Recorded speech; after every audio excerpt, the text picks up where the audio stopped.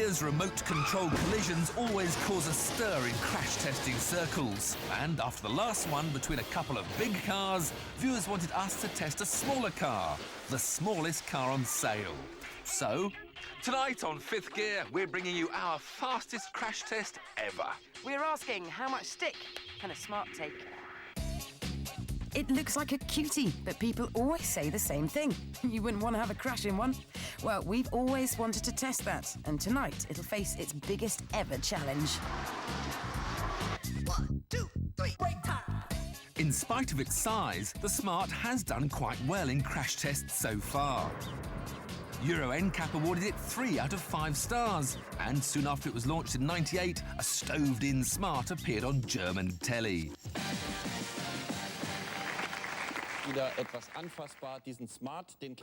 It was deemed the safest of 5 small cars tested at 40 miles an hour into a deformable barrier. Last year, insurance companies Decra and Winterthur upped the ante and fired a Smart into another car.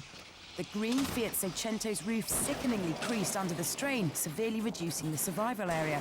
The orange Smart stayed intact, and its passengers would have sustained just minor injuries. But what if the Smart is a big car? Well, German car magazine Auto, Motor und Sport moved things on again and launched the Smart into a Mercedes S-Class. With both cars doing 30 miles an hour, the Smart punched a hole in the murk before bouncing away.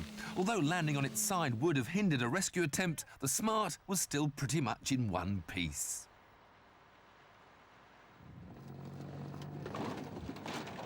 Which got us thinking, is this an indestructible car? To find out, we had to raise the bar on all the previous research and invent our toughest ever test. We're going to simulate a high-speed crash by driving into the kind of concrete blocks they use as temporary barriers on motorways. It's an unprecedented experiment. Nobody knows how the little two-seater will perform at 70 miles an hour. Some predict it will shatter the blocks. Others say we'll be picking up pieces of car for weeks to come. Join us later to see the results of Fifth Gear's fastest ever crash test.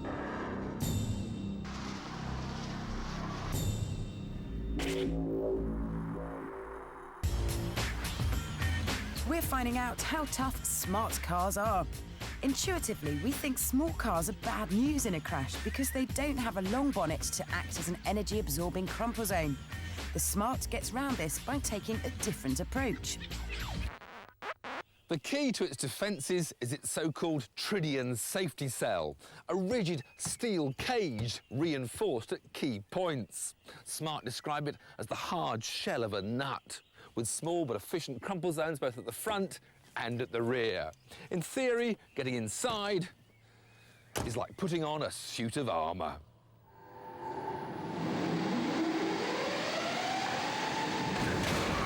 Even when it hits something more than twice as heavy, the bit where you sit is remarkably unaffected.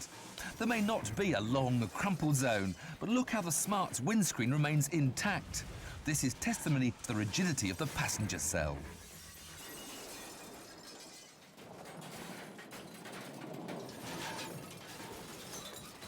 The downside of the shell's rigidity is that there's a greater potential for the crash forces to be transmitted through to the passengers. Ideally, you want to slow them down as gently as possible.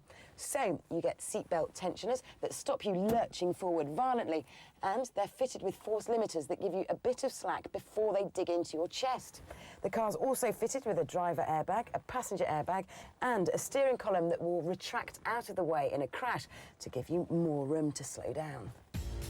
That's the theory, but no one knows how the car will behave when it's crashed at 70 miles an hour, which is where we come in. We've enlisted the help of engineering guru Dr. James Brighton. His team have converted a Smart so that the brakes, steering and throttle can be operated via remote control. Dr. Kim Blackburn will guide the Smart from a chase car straight into 20 tonnes of concrete block. It'll be similar to losing control at 70 miles an hour and spearing off into the temporary barriers on a motorway. Surely now the Smart has met its match. Kim to James, 10 seconds. 10, 20, 30, 5, give me Straight, straight. Thank you. 40. 45.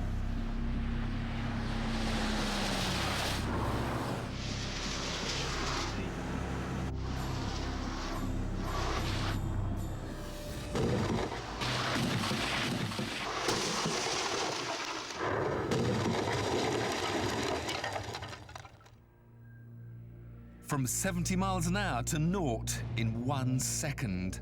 The little Smart hit with such energy that it moved 20 tons of concrete, leapt into the air and rebounded to the side of the road. We didn't know what we'd find when we reached the wreckage.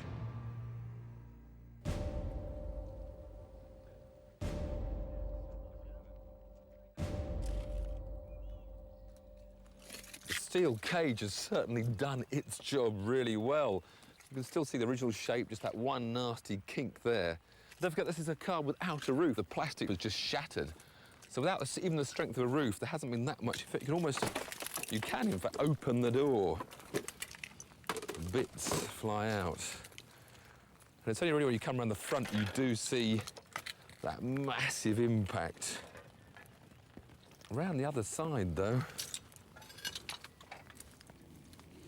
it still looks remarkably like a Smart car. You can see the full shape of the door. Indeed, the door not only opens normally, it closes again. So that does show how well that cage has worked on this impact.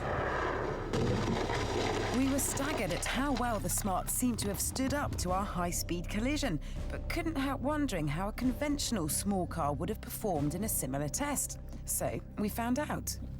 Another remote-controlled 3-star NCAP car, 70 miles an hour into concrete blocks.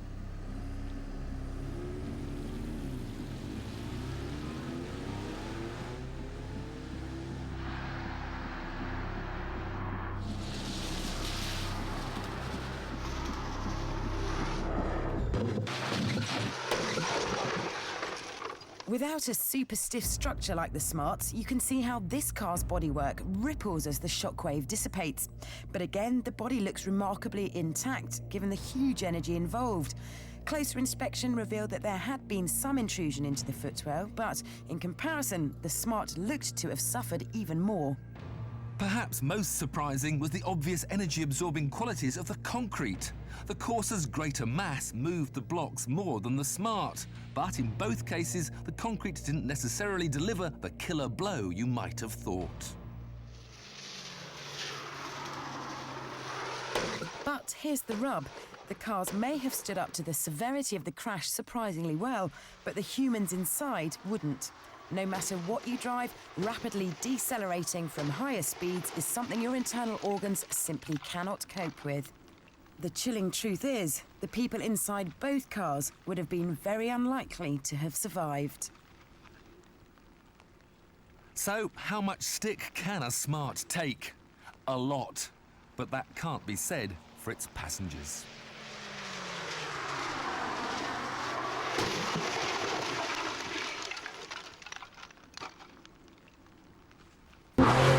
Finally, despite the car's extra length, it's actually 30 kilograms lighter than before. Oh, that means we can get to 62 a fifth of a second faster. So, Any wheel spin with that sort of power, time's gone.